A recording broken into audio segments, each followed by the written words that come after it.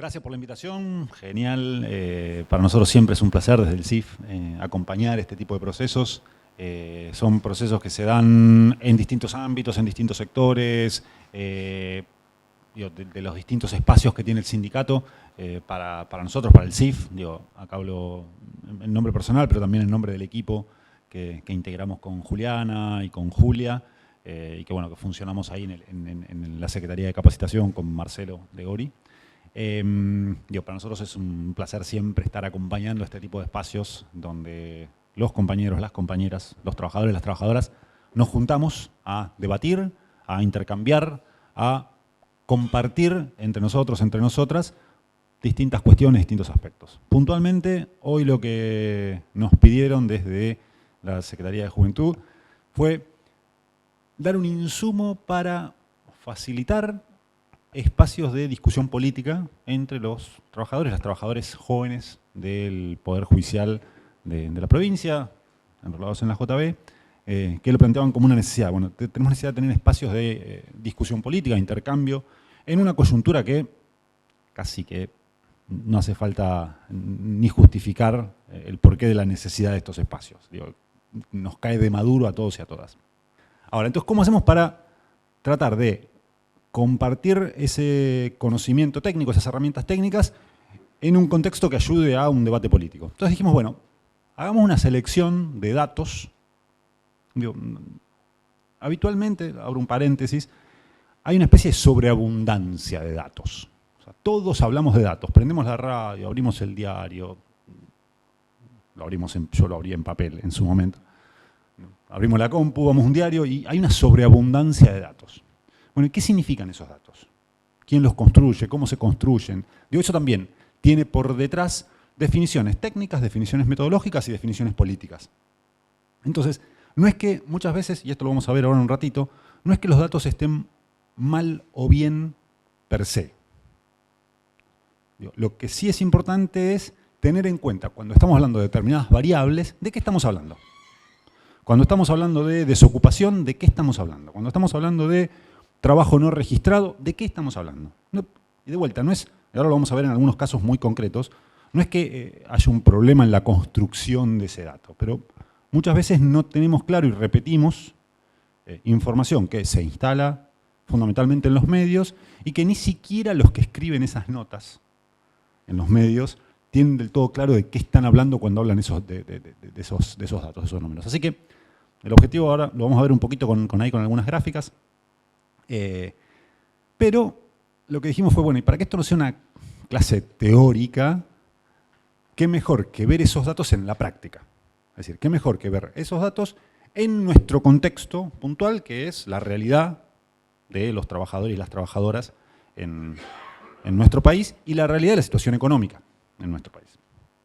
Entonces, de vuelta, lejos de ser un planteo respecto de, bueno, qué está pasando con la realidad en nuestro país, pero van a ver que en algunos datos que trabajemos esto va a estar dialogando todo el tiempo. Vamos a empezar por la más clásica. Todos, todas hemos escuchado alguna vez hablar del PBI. ¿Qué es el PBI? El título es PBI en millones de pesos de 2004. ¿Alguien sabe qué significa PBI? Producto Bruto Interno. ¿Alguien sabe qué es el Producto Bruto Interno?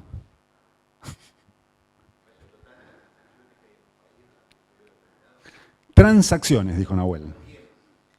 Transacciones, bienes, ahí estamos... No, es que está bien, va por ese lado. Lo que pasa es que transacciones es, si yo produzco algodón, le vendo el algodón a Fede. Fede tiene una fábrica que procesa ese algodón, lo limpia, lo lava, agarra el algodón, se lo vende a Nahuel. Nahuel tiene una hilandería que agarra el algodón y lo transforma en fibra. Después se lo vende a Nico. Y Nico, que tiene un negocio en un shopping, me lo vende a mí que me lo pongo. Ahí hubo un montón de transacciones. ¿Ok?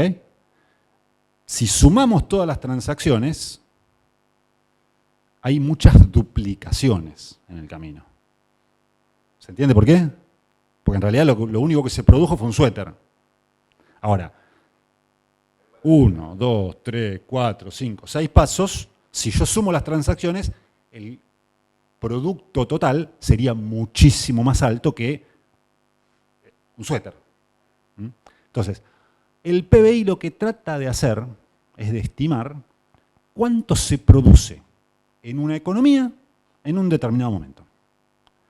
Y para eso las transacciones son importantes, pero hay que restar todas las duplicaciones.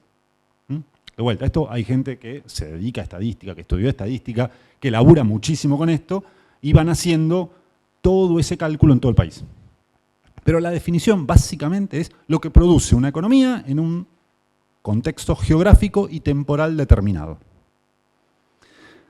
Ahora bien, ¿qué vemos en este gráfico que es el PBI de Argentina en millones de pesos desde el 2010 al 2022?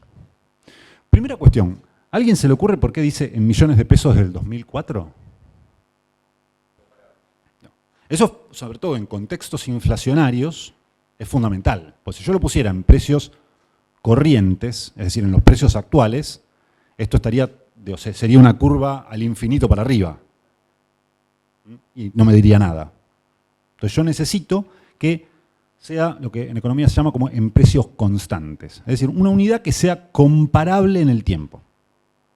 De vuelta, estadísticamente lo que se hace es, se toma algunos años base, en este caso el 2004, y se compara siempre con los precios del 2004. Es decir, lo que se produce en la economía como si los precios fueran los del 2004. Total, el precio no me importa, lo que me importa es lo que se produce. Y sobre todo, las variaciones. Lo que nos interesa ver fundamentalmente cuando analizamos PBI son las variaciones en el tiempo. No, el bruto tiene que ver con impuestos. Tiene que ver con los impuestos, es otro mundo. Pero es fundamentalmente para ver las variaciones. Una economía que va creciendo es una economía que tiene un producto cada vez mayor. Una economía que va decreciendo es una economía que tiene un producto cada vez menor. ¿Qué vemos en nuestra economía en los últimos 12 años? Una caída. No, nosotros ahora estamos, el último dato es del 2022. A ver, vamos a empezar por lo más fácil. ¿Qué le llama la atención de este gráfico? La pandemia, evidente. A ver, si agarran este gráfico de cualquier país del mundo, probablemente vean algo parecido, en ese año. Es muy raro ver en una serie de producto ese nivel de caída. Es un delirio, pero bueno, eso fue la pandemia. Pero es interesante verlo a veces en los gráficos. Ah, mira, ok, eso significó. Ahora, si sacamos la pandemia, el último gran crecimiento, sacando los últimos 2 años, pues los últimos 2 años también crece mucho, en gran medida, 2021 es la recuperación de la pandemia, 2022 crece, ojo, no es menor, creció una tasa bastante elevada, pero lo que dice Carlos es, bueno, la última gran suba fue 2010. Y de hecho, si lleváramos la serie un poco más para atrás, lo que veríamos es que desde 2004 en adelante hay un crecimiento muy fuerte, solo frenado por la crisis del 2009. Fin de 2008, principio de 2009. ¿Se acuerdan? La crisis bancaria, el Lehman. Ahora, a partir del 2011, lo que hay es un serrucho que traza una línea, si uno pudiera trazar una línea recta, es una línea que no se mueve. Es un producto bruto que está estancado en el mediano plazo. Que además no solo está estancado, sino que en el 2018 empieza una caída relativamente importante. Y cuando hablamos de una caída relativamente importante, 2018-2019, los peores años de la gestión de Cambiemos, eso es un problema serio, porque si una economía produce menos, ¿qué impacto tiene eso en la población? Hay menos para distribuir. Se podría distribuir mejor y demás, es difícil. Pero lo cierto es que ahora, esto es como si fuera la torta. Si la torta es un poco más chica, y bueno, lo que estamos para comer, hay que ver cómo distribuimos eso que está ahí, pero la torta es más chica. Ahora, acá hay un problema adicional que todavía no vimos.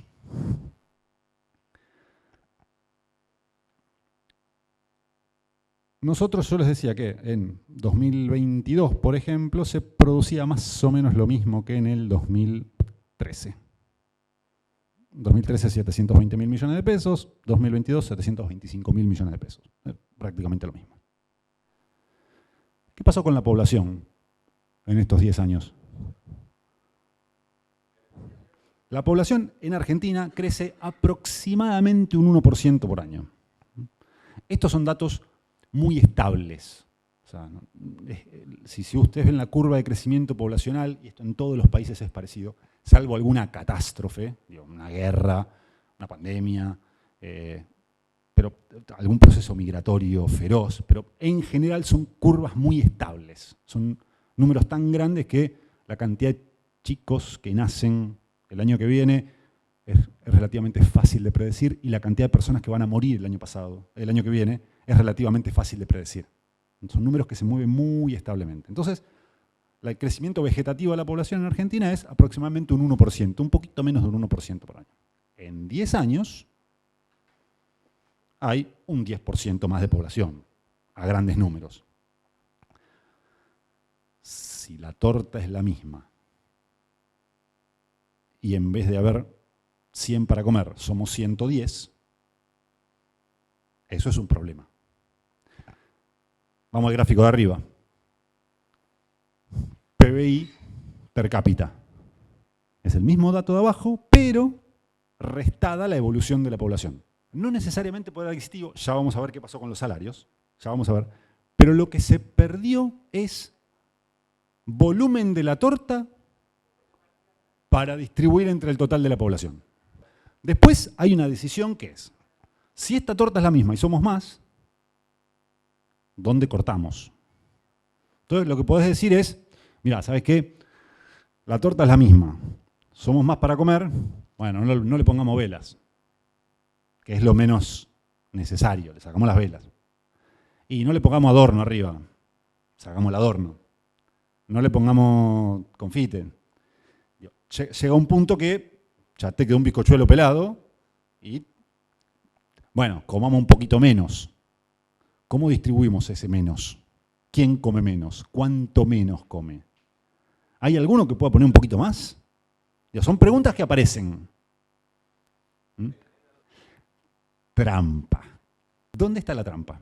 Cuando ven un gráfico, siempre pregúntense por la escala.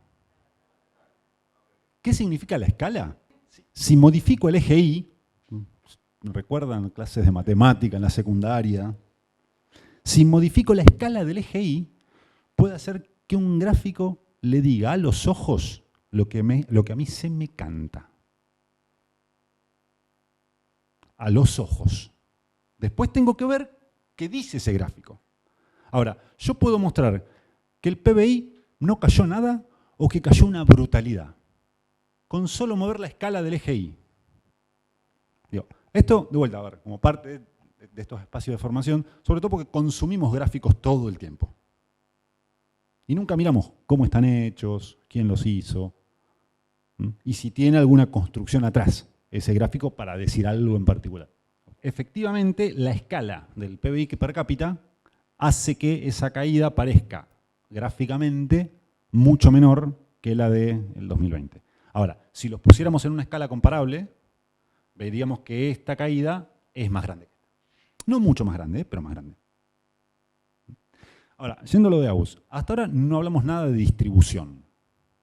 Lo que hicimos fue poner una torta, le calculamos ese tamaño a la torta y dividimos por el total de comensales. No dijimos cuánto se lleva cada comensal. Solo lo dividimos entre el total. Efectivamente, si la torta es más chica, la posibilidad de que todos comamos un poquito más es muy difícil. No digo que sea imposible, matemáticamente no es imposible. Porque si tenemos una torta acá, de esa torta, Nahuel se come el 90% y el resto nos dividimos el 10%, en promedio todo come una porción, pero Nahuel se comió 9 y todo lo demás nos repartimos una. Ahora, si el día de mañana decimos, che, mira, la torta se achicó y es bastante más chica, es la mitad, o sea, es una catástrofe macroeconómica, pero a Nahuel no le damos nada y lo otro lo dividimos en partes iguales, todos vamos a comer más. Eso es una revolución. O sea, eso es, digo, es María Antonieta perdiendo la cabeza en París a fines del siglo XVIII. Es eso, es ese proceso. ¿Okay? Y un poco más, te diría, y un poco más, porque el 17 de octubre también se monta, el 45 se monta en una economía que está creciendo. En una economía que decrece sin romper las reglas de juego, es muy difícil que eso se traduzca en un cambio distributivo tal que haga que las mayorías coman un poco más. De vuelta, sin romper las reglas de juego. Rompiendo las reglas de juego es otra discusión. Y cuando digo romper las reglas de juego es, vivimos en un sistema de producción capitalista que tiene ciertas reglas, tiene cierto margen de movimiento dentro de esas reglas. O sea, hay variables. No es lo mismo el capitalismo hoy en China que en Estados Unidos, que en El Salvador, que en Argentina. Cada uno con sus particularidades, con sus condicionamientos, con sus líneas políticas, con sus posibilidades. Ahora, lo cierto es que sin cambiar radicalmente las reglas de juego, si el PBI es más chico, las posibilidades de mejorar la situación de las mayorías son muy difíciles. Son muy difíciles. No quiere decir que sea imposible, matemáticamente no lo es, pero es muy difícil. Pero de vuelta, acá no vimos nada de distribución. Bien, para no aburrir con esto, vayamos a la primera página. ¿Cómo impacta esto sobre el mercado de fuerza de trabajo? Es decir, y ahora sí empezamos a hablar un poco sobre los trabajadores y las trabajadoras. El primer diagrama que ven, el de arriba de todo, es un diagrama que publica trimestralmente el INDEC, que todas lo vemos a diario, cuando sale este dato, que es el dato de desocupación. Cuando dicen, la desocupación fue del 6,9%, es un informe trimestral que hace el INDEC sobre el mercado de fuerza de trabajo que contiene otro montón de variables, no solo desocupación. ¿Qué variables, o por lo menos qué límites y qué variables tiene este informe? Por un lado, es un informe sobre población urbana y de grandes centros urbanos. Centros urbanos de más de 500.000 personas, más de 50.000 personas, perdón. Entonces, pequeños centros urbanos y población rural no está contenido acá. Es solo una aclaración metodológica. ¿Cuáles son los principales datos que aparecen en este informe? Por un lado, la distinción entre ocupados y desocupados. Mejor dicho, la primera distinción es entre población económicamente activa y población inactiva. ¿Qué es la población económicamente activa? Nahuel no puede hablar más. Los que tienen algún tipo de ocupación, sea el formato que sea, ocupación remunerada, o sea, ocupación a cambio de un ingreso. Ocupación. Puede ser registrada, no registrada, cuenta propista, algún tipo de ocupación a cambio de un ingreso. O los que no teniéndola, están activamente buscando tenerla. Eso es la población activa. La población inactiva son los que no tienen una ocupación a cambio de dinero, pero tampoco buscan activamente. Esto es más o menos, se divide la población en mitades. O sea, la mitad, no. Dentro de esa mitad que no, tenés muchas personas que, por una cuestión de edad, no están. Por ejemplo, jubilados, siempre y cuando no estén buscando o estén trabajando. O puedes tener un jubilado que está ocupado, está haciendo alguna changa, o que tiene algún trabajo, o que lo que sea, o que está buscando, que también puede pasar. Ahora, mi pregunta va a, ¿cómo pregunta el INDEC si estuviste buscando? Porque ¿cómo se construye ese dato? Digo, esto es una encuesta. El INDEC va, pregunta, persona por persona, y dice, che, a ver, vos, ¿tenés una ocupación? ¿Sí? No. Si es sí, aparecen otra serie de preguntas. Si es no, ¿estuviste buscando en la última semana? Mejor dicho, perdón. ¿Estás ocupado? Bueno, sí, no, en realidad no. Bueno, pero ¿haces algo? Bueno, sí, algo hice. A ver, ¿Qué hiciste? No, el miércoles fui y le corté el pasto a una vecina. Ah, entonces algo hiciste. Para estar ocupado, en la semana de referencia, es decir, en la semana donde el encuestador te preguntó, tenés que haber trabajado al menos 1 hora. Si trabajaste 1 hora, cuidaste al hijo de tu vecina, 1 hora y te pagó por eso, ya estás ocupado.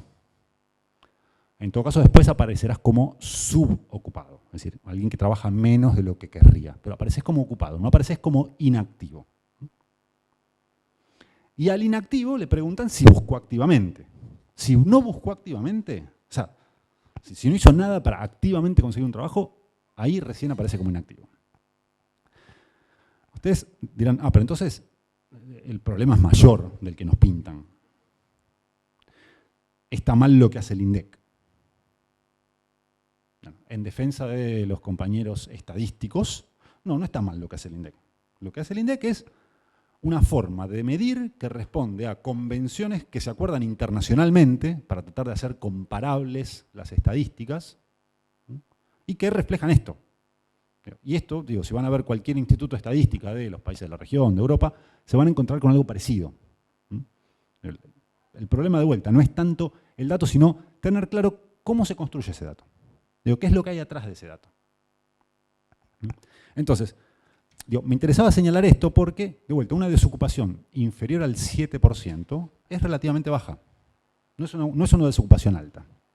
Ahora, tengamos en cuenta que no están todas estas otras modalidades que, interesantemente, el INDEC sí releva. Y ahí vamos a el que está abajo, el gráfico que está abajo, que también es un gráfico del mismo informe del INDEC. Ahí lo que ven, bien grande, es el 73% de esa torta, que dice ocupados no demandantes ni disponibles.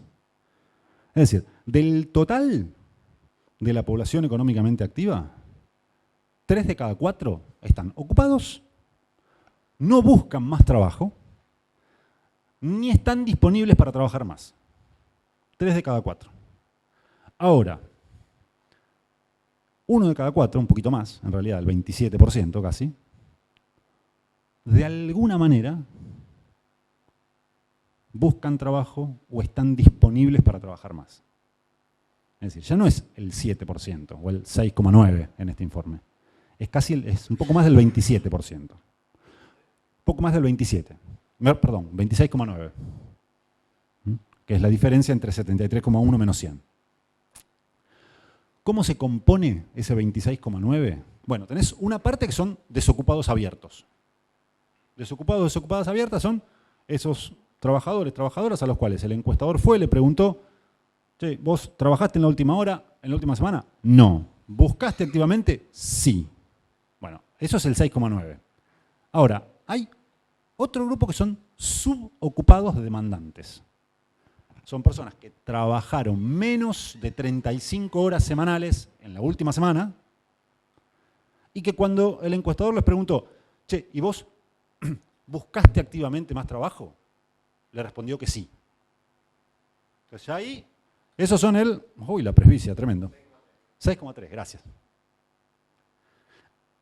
Pero hay otro grupo que dice otros ocupados demandantes. ¿Qué es otros ocupados demandantes? Bueno, hay personas que están ocupadas, que trabajan más de 35 horas semanales, y que cuando el encuestador les dijo, che, ¿y vos buscaste más trabajo u otro trabajo? Les dijo que sí. Y son un número nada desdeñable, un 6,9%. A ver, cuando piensen en la precarización laboral y en los problemas que eso genera, es que hay muchas personas, muchos trabajadores, trabajadoras que tienen trabajo, que además quieren trabajar más, quieren sumar más horas o quieren cambiar de trabajo y están buscando activamente conseguir más trabajo o conseguir otro trabajo. Y después, lo último... Absolutamente. De hecho, a ver, no puse el dato, pero es interesante, la tasa de sobreocupación horaria. Es casi el 30%. O sea, casi el 30% de la población que trabaja trabaja más de 45 horas semanales, que ahí hay un tema entre 45 y 48 porque es la jornada legal, pero hay muchas personas que trabajan alrededor de 60 horas semanales. Es un número no menor, estaba alrededor del 10%. 8 o 48 horas semanales. 8 diarias o 48 semanales. Y finalmente, los últimos dos grupitos que dice subocupados no demandantes disponibles u ocupados no demandantes disponibles. ¿Qué significa esto? Vino el INDEC y le dijo, ¿vos trabajaste? Sí. ¿Cuántas horas? 5. ¿Buscaste? No. ¿Buscaste? No. Con lo cual no sos demandante. Pero si tuvieras la posibilidad, ¿trabajarías más? Sí. Eso es no demandante, pero disponible, que también implica cierto grado de presión sobre el mercado de fuerza de trabajo. Cuando sumamos todos estos grupos, ya vemos que el problema de la desocupación no es solo la desocupación abierta, que es lo que aparece en los medios, 6,9%, sino mucho más amplio. Es 26,9% de trabajadores, trabajadoras que o están desocupados y buscan activamente trabajo, o están ocupados y buscan activamente trabajo, o están ocupados pero no buscan, pero estarían dispuestos, querrían trabajar más. Y esto tiene mucho que ver con varias cuestiones. Por un lado, con lo que veíamos recién, con una torta más chica, las posibilidades de ingreso son menores, entonces tenemos que salir a laburar más, en términos de promedio. Y después con algo que vamos a ver en un ratito que tiene que ver con la evolución del salario, con qué pasó con nuestros ingresos como trabajadores, como trabajadoras. Bien, seguimos, ahora vamos a ir porque lo que vimos hasta ahora fue una foto. O sea, yo lo que les mostré recién y describí fue una foto del mercado de fuerza de trabajo, la última que publicó el INDEC. Ahora, ¿qué pasa en el mediano plazo? ¿Cómo está cambiando esto? ¿Cómo se está moviendo? Porque muchas veces cuando te muestran la foto, vos no sabés si esa foto está bien o está mal, es buena o es mala, depende. Una desocupación del 15%, ¿es un buen o un mal dato? Depende. ¿Depende de qué? Y de dónde venimos. Si yo vengo de una desocupación del 20, un 15 no está mal.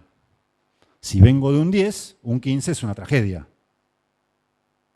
Entonces, el problema con las fotos es que muchas veces no te muestran cuál es la dinámica.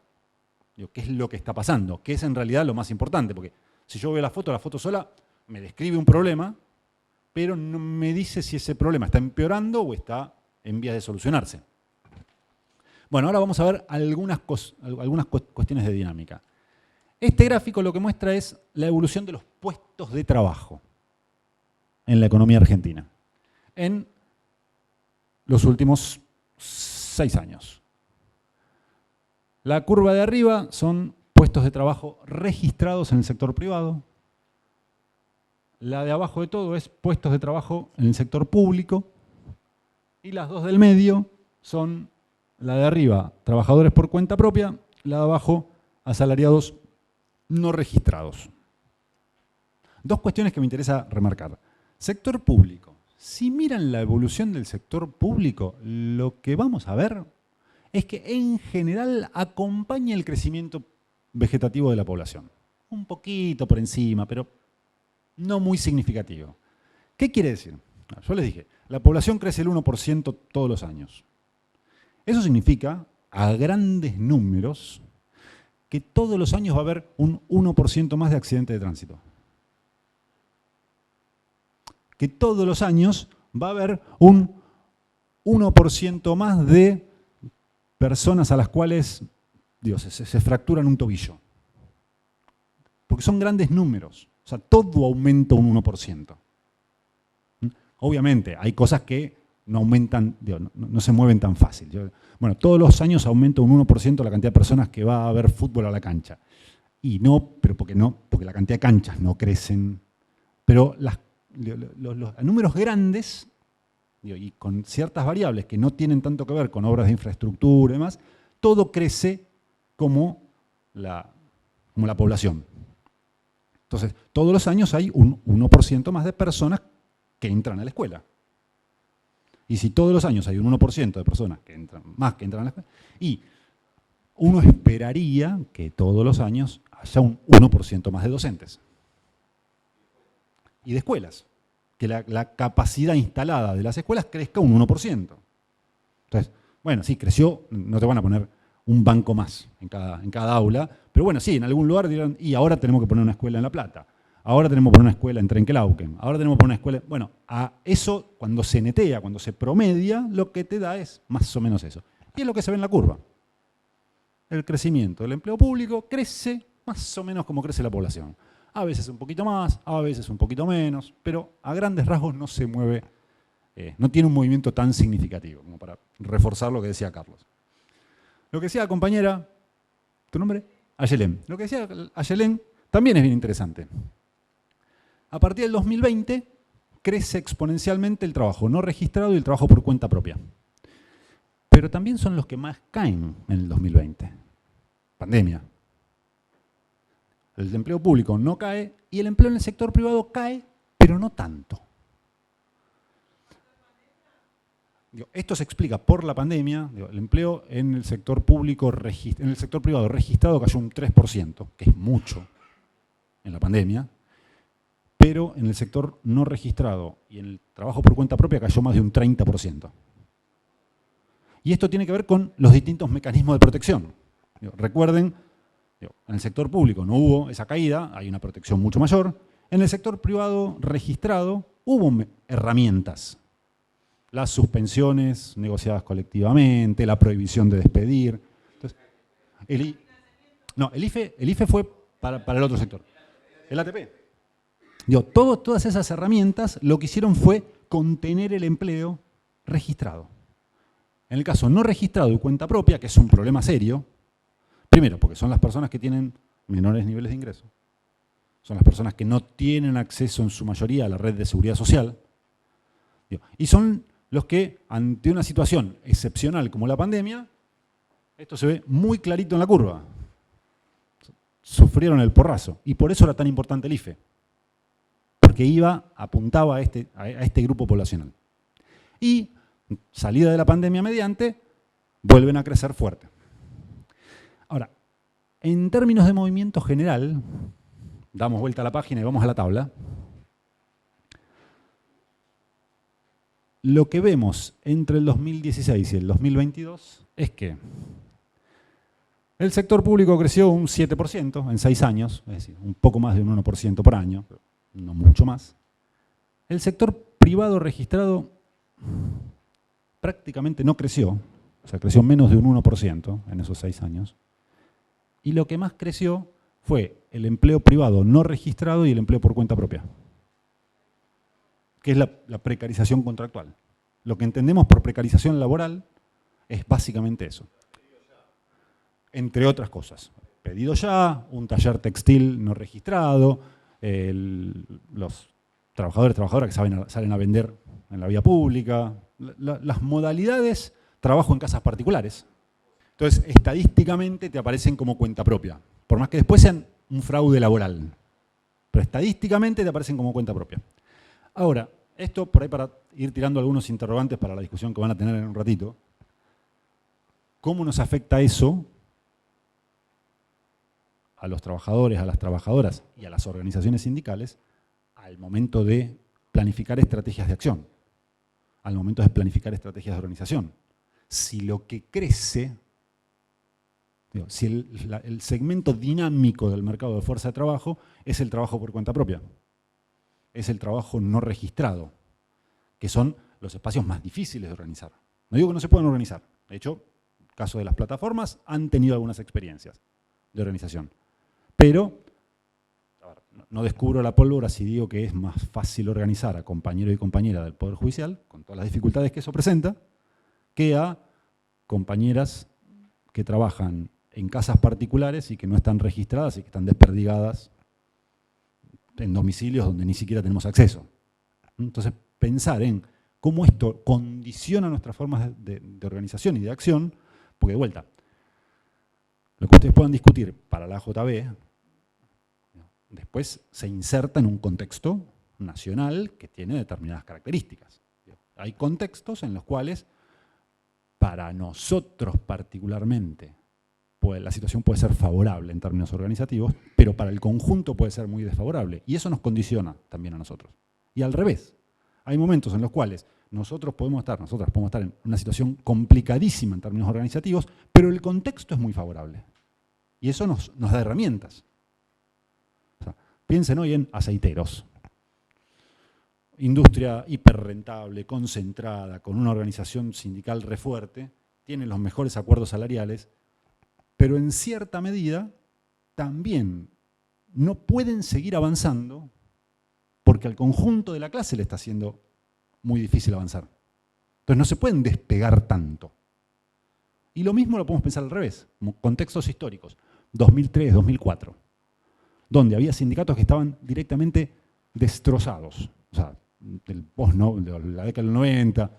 Sin embargo, había una intención de revitalizar la negociación colectiva, la negociación salarial, y había muchos sindicatos que sin capacidad de acción iban al ministerio y conseguían buenas paritarias porque había un contexto generalizado que lo favorecía.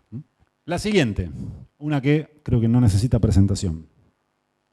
Evolución del salario real.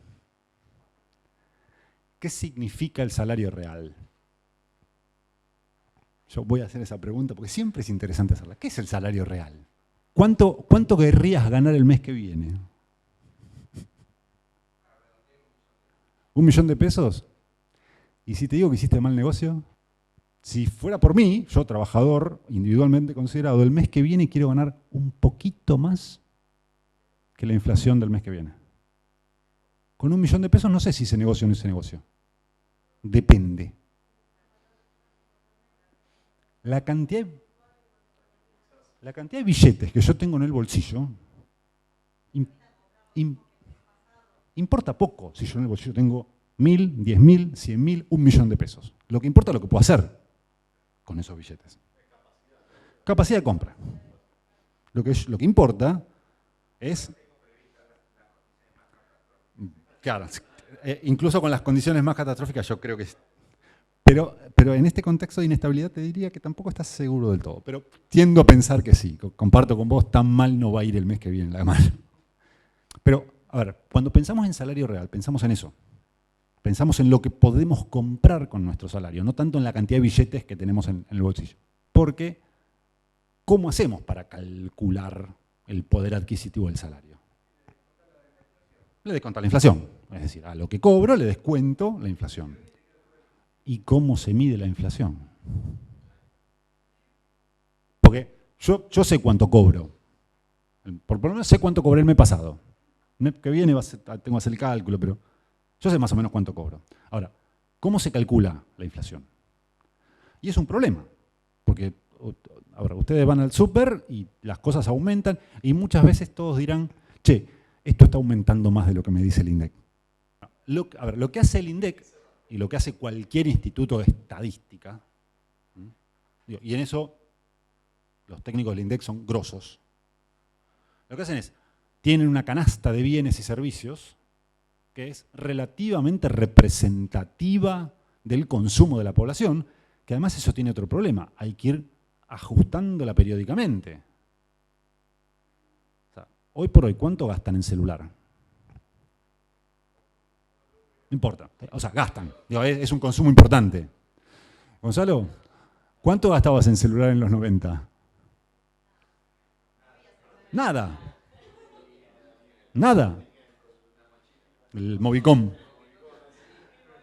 Pero, a ver, por eso es importante también ir actualizando las canastas de bienes y servicios que forman parte del IPC, Índice de Precios al Consumidor. ¿Y cada cuánto se actualizan? Porque es imposible ir actualizándolo todos los meses eso, si yo no sé qué es lo que consume la población. De hecho, esto se actualiza aproximadamente cada 10 años, con lo cual tenemos una canasta relativamente vieja. Entonces, es un problema. Ahora, es un problema estadístico que se enfrentan todos los institutos de estadística en todo el mundo. De hecho, hay algunos intentos metodológicos de ver si se puede pensar cómo calcular la inflación con otros indicadores, aprovechando el Big Data. Pero lo cierto es que esto es un problema metodológico que cuando miramos estos datos siempre hay que tener en cuenta. Por ejemplo, un dato que no traje, pero que habitualmente aparece, que tiene que ver con la canasta básica. La canasta básica que calcula el INDEC no incluye alquiler. Ahora, ¿está bien o está mal eso? No importa. O sea, lo importante es que sepamos que eso no incluye alquiler. ¿Por qué? Porque Nahuel no alquila y para él ese valor de referencia está perfecto. Ayelen alquila y para ella ese valor de referencia se queda corto porque no tiene en cuenta un componente fundamental de su estructura de gastos. Bueno, pero lo importante de vuelta con estas cosas es saber qué es lo que hay atrás. Entonces, cuando hablamos del IPC, yo les digo, sí, está perfecto para calcular evolución del salario real. ¿Por qué? Porque está bien calculado, porque la canasta está, porque los precios están bien relevados. Ahora, ¿se ajusta exactamente a lo que le pasa a nuestro bolsillo? No. De vuelta, porque tiene estos obstáculos estadísticos que son reales. Ahora, ¿es una aproximación muy certera? Sí. ¿A lo que me pasa a mí personalmente? No. A lo que le pasa al promedio. A lo que le pasa al conjunto de los trabajadores y las trabajadoras. ¿Y qué le pasó en los últimos años? El gráfico del medio. Bastante clarito, ¿no? Un tobogán hasta fines del 2019. Y fui leve y para evitar problemas metodológicos arranqué el gráfico en diciembre del 2016. Problemas metodológicos porque la serie del IPC arranca en diciembre del 2016, habría alguna forma de llevarla más para atrás, con esto alcanzaba. Entre diciembre del 2016 y diciembre del 2019, el ingreso en promedio, el ingreso real de los trabajadores y las trabajadoras cayó cerca de un 20%. ¿Qué significa que el ingreso promedio caiga un 20%?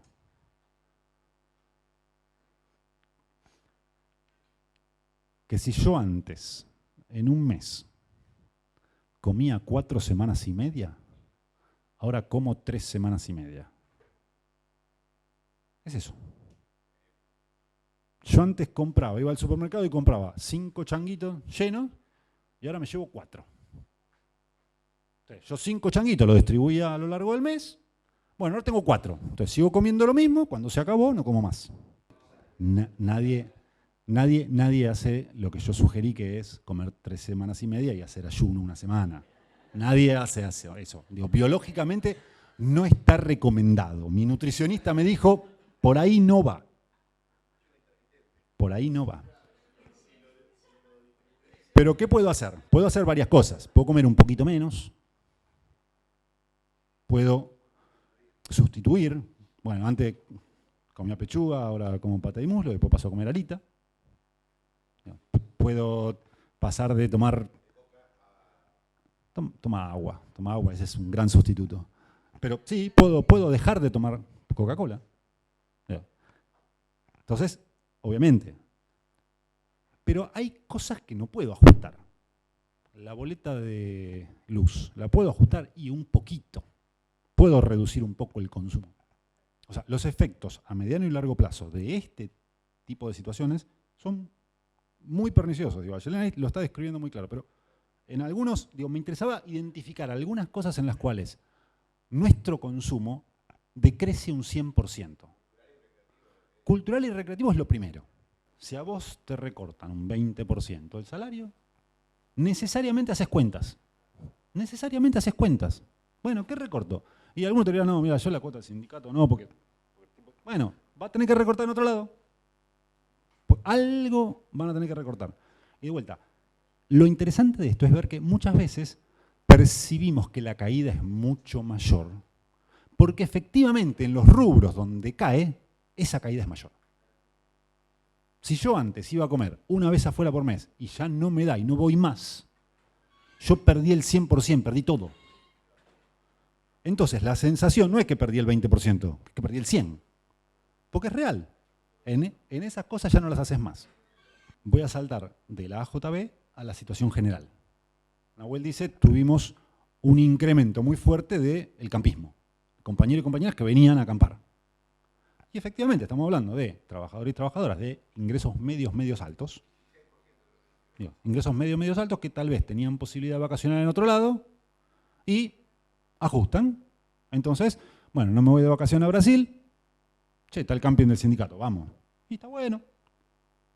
El trabajador, la trabajadora de los estratos inferiores de ingresos, que antes se iba a acampar a Mar de Ajó o a Miramar, no fue ni siquiera camping. Pero por eso, ahí hay, a ver, esa reducción que vos, digo, Nahuel la pone en un sector de asalariados de ingresos medios altos, que hace un ajuste en los sectores de ingresos medios, medios bajos, ese ajuste también se hace. Y se hace, de vuelta, es o reducir la cantidad de días. Bueno, siguiente gráfico, gracias Agus. El último de esa página. Distribución del ingreso entre capital y trabajo. ¿Qué parte del producto se quedan las ganancias empresariales y qué parte del producto se quedan los salarios de los trabajadores? La línea de arriba del 2016 arranca siendo el salario de los trabajadores, la de abajo, el excedente empresario. En la pandemia, paradójicamente, no crecen tanto las ganancias. Claro, en la pandemia vos tuviste sostenimiento del empleo y actividad económica frenada, con lo cual, estadísticamente, eso se refleja, fíjate, en un crecimiento de la participación del salario. De vuelta, porque lo que tuviste ahí es interesante. En la pandemia se achicó mucho la torta, pero los salarios, por distintas medidas, se contuvieron. Entonces, eso repercutió en que la participación de los salarios en lo que quedó de la torta sea mayor. No quiere decir que estemos mejor. Solo quiere decir que aumentó la participación porque se redujo mucho la torta y los salarios, por distintas medidas, se contuvieron. O no cayeron tanto en el 2020. Ahora, si ves la tendencia, que es lo que más me interesa, en parte la torta viene siendo más o menos la misma, que es lo que veíamos al principio, pero desde el 2016 en esta parte, fundamentalmente 2016-2019, lo que tuvimos fue un crecimiento de la participación del excedente en cómo se distribuye esa torta y una caída de la participación de la remuneración en cómo se distribuye esa torta, que es consecuente con el dato que veíamos antes de caída salarial. A ver, todos estos datos van encadenados. Si tengo una caída del salario muy fuerte y la participación del salario en el producto no va a crecer. Va todo de la mano. Bien. Este es el famoso 50-50, que de vuelta, yo no lo compararía porque el 50-50 eran los 70 con una metodología que no tiene nada que ver con la actual. Entonces, no son datos comparables, pero sí. O sea, a lo que planteas es lo mismo, exacto. Sí.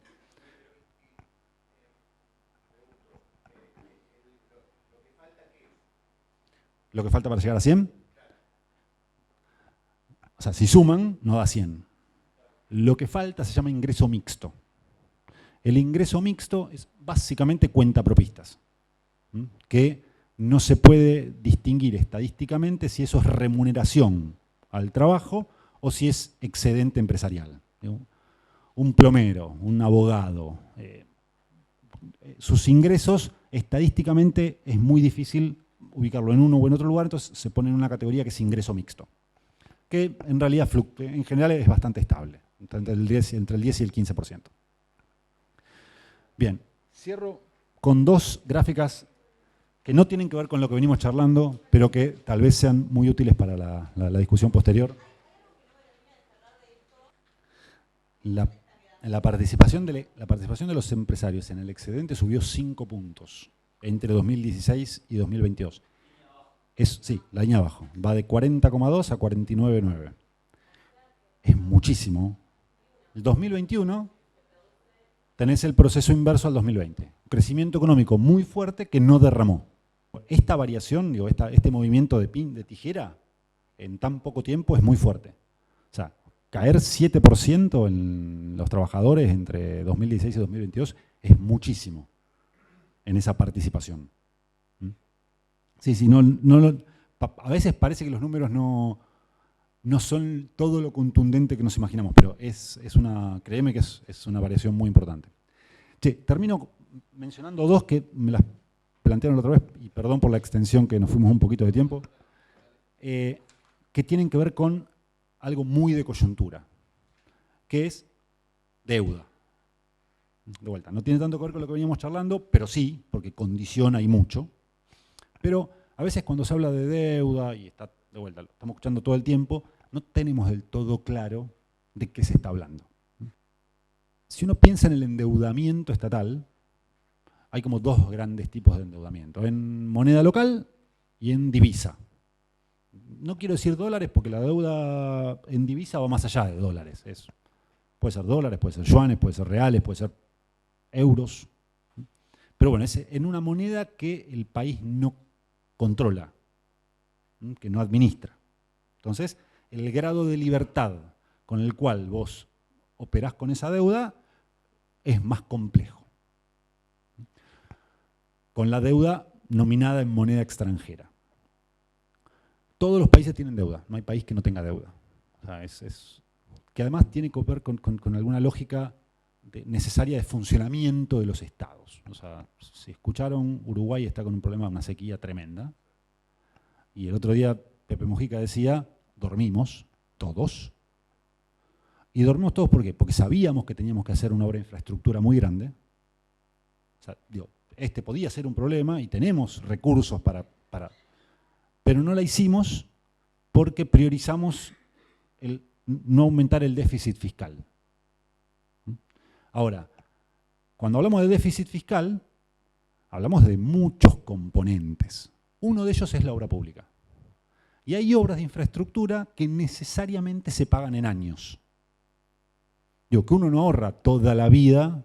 O sea, no tendría sentido, a ver, pensémoslo en un contexto que a nosotros nos suena chino básico, pero es como funciona, por lo menos como funcionaba en la época de nuestros padres, nuestros abuelos.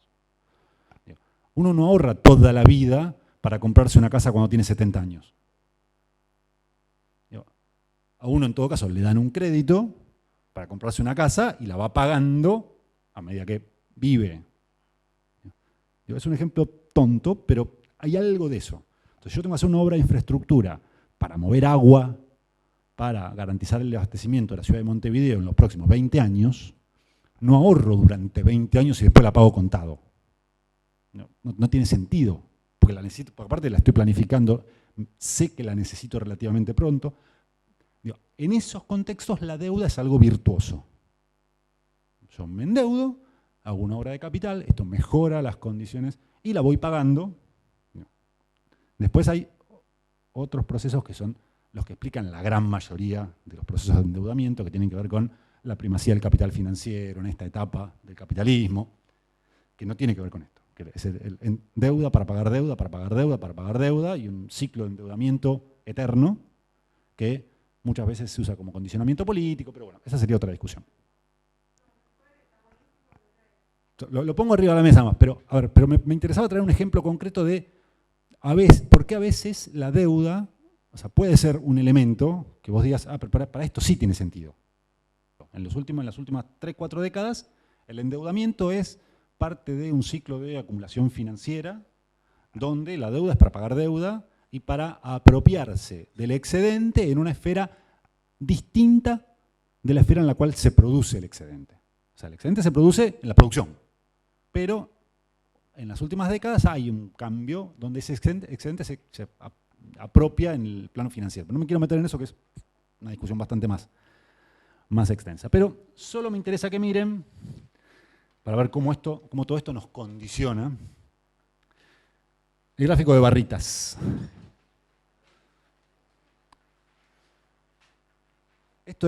Son los vencimientos de deuda que tiene el Estado Nacional. No entran acá las provincias, pero con el Estado Nacional alcanza, en la próxima década. O sea, 2023, como verán, fue bastante tranqui en comparación con lo que se viene. Y esto es... Y esto es la renegociación de Guzmán sobre el préstamo de Macri. Ahora, con esto no quiero, no es mi intención cuestionar la renegociación de Guzmán, digo, en todo caso eso se lo dejo para ustedes. Pero esto antes estaba corrido 5 años adelante. Este dibujo que ven acá, antes arrancaba en el 2020. Ahora arranca en el 2026, 2027, el rock and roll. Si me preguntan a mí, esto es impagable. Creo que si le preguntan a Massa, a Rodríguez Larreta, a Bullrich, todos les van a decir que es impagable, que esto hay que renegociarlo. O sea, no hay números, no hay PBI. O sea, lo que produce la Argentina no alcanza para cubrir este tipo de vencimientos. Eso te obliga a una renegociación permanente, que condiciona políticamente, otra discusión. Pero me parecía que estaba bueno poner el dato para ver de qué estamos hablando. Y otro, y ahora sí prometo que es el último, en la hoja anterior hay una gráfica, este es de un texto de un informe de cifra del Instituto de Estudios de la CTA de los Trabajadores, que lo que muestra es cómo fue el balance cambiario, es decir, lo que entró y lo que salió de la economía argentina en divisas entre 2020 y 2022. Las primeras 4 columnas es lo que entró, las segundas 4 columnas es lo que salió. ¿Qué es lo que entró fundamentalmente? Saldo bienes. ¿Qué significa eso? Superávit comercial. Lo que le vendimos al mundo. Tuvimos un superávit comercial de 45.000 millones de dólares. Argentina. O sea, entre 2020 y 2022 entraron por exportaciones, restadas las importaciones, 45.000 millones de dólares. Pero además llegaron casi 10.000 millones de préstamos de Fondo Monetario y otros organismos, que en esos años tuvimos un saldo positivo, es decir, entró más plata de la que salió. Y finalmente entraron 2.360 millones de dólares por inversión extranjera directa, en empresas que vinieron e invirtieron. Ahí está mucho vaca muerta y minería, fundamentalmente. ¿Qué salió? ¿Qué pasó con esos casi 60.000 millones de dólares? Porque, fíjense, en reservas no están.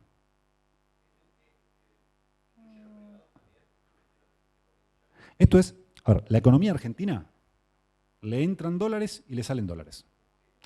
Le entran divisas y le salen divisas. Le entran en dólares, en reales, en yuanes, en lo que sea, le salen en dólares, reales y yuanes. A toda la economía, sector público y sector privado. Sector público y sector privado. ¿Qué es lo que salió? Pago por intereses y préstamos financieros. ¿De quién? De las empresas. Cuando Cristina dice que esto se fue en pago de la deuda de las empresas, está hablando de este número. Y ahí, y no me quiero meter con esto porque sería otra cuestión, hay mucho precio de transferencia. Yo soy Toyota y a mí me prohibieron remitir utilidades. ¿Qué hago? Le pago deuda a mi casa matriz. Con dólares baratos. Dólares tipo cambio oficial. Burro pregunte.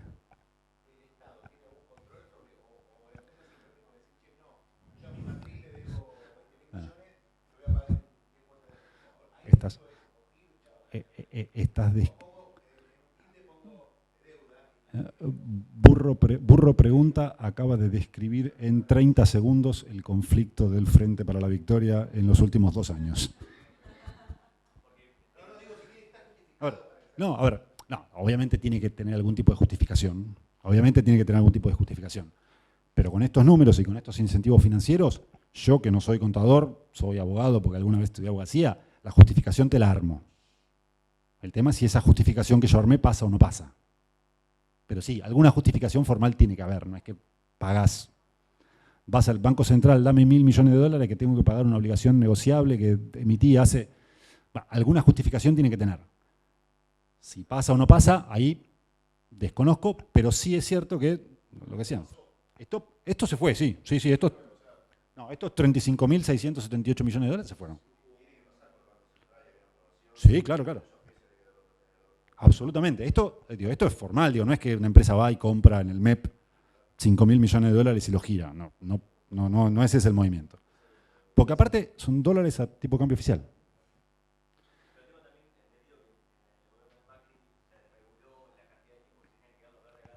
Ajá.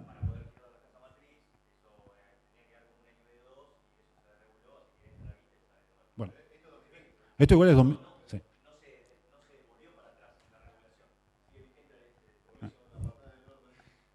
Pero por eso decía que Nahuel describió en 30 segundos uno de los conflictos más fuertes que hubo dentro del Frente para la Victoria por la administración de las divisas.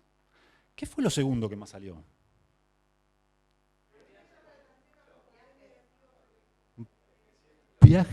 Viajes y transportes de pasajeros.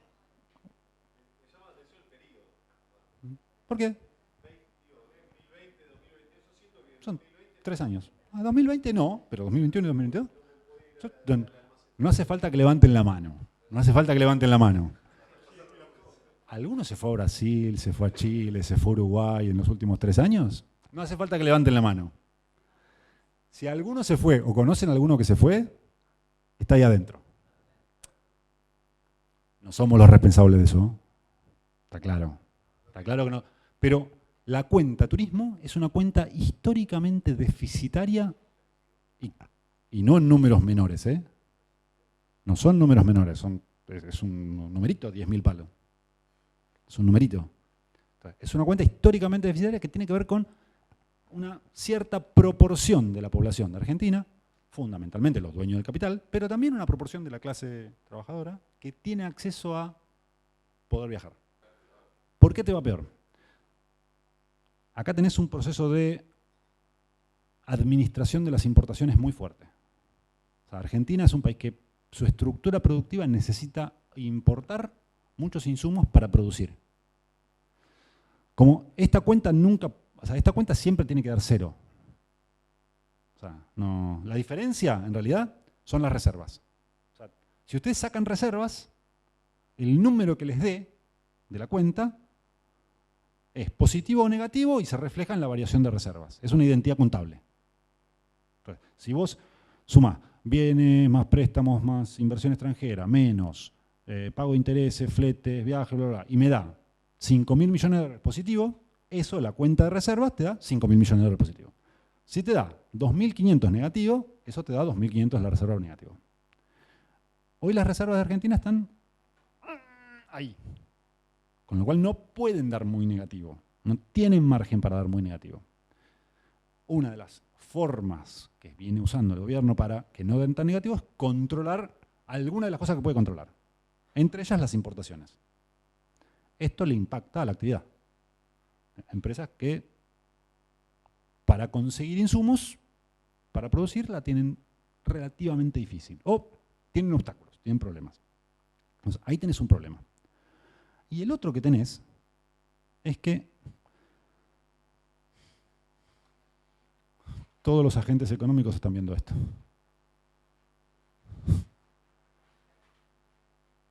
Todos están viendo que esta barra de 10.000 millones de dólares positivos de préstamos del FMI y otros organismos, 2020-2022, a partir ya te diría, del año que viene, 2025, a partir del 2025, es que ahora el problema es que ya nadie te presta. Ahora tenés que ver cómo devolvés. ¿Cómo devolvés? Como país. ¿Cómo resolvés este problema de identidad contable? Y ahí de vuelta, ya no me corresponde a mí. Paso la pelota, ya hablé demasiado. Nuevamente, disculpas por la extensión, me parecía que estaba bueno tirar estos puntos.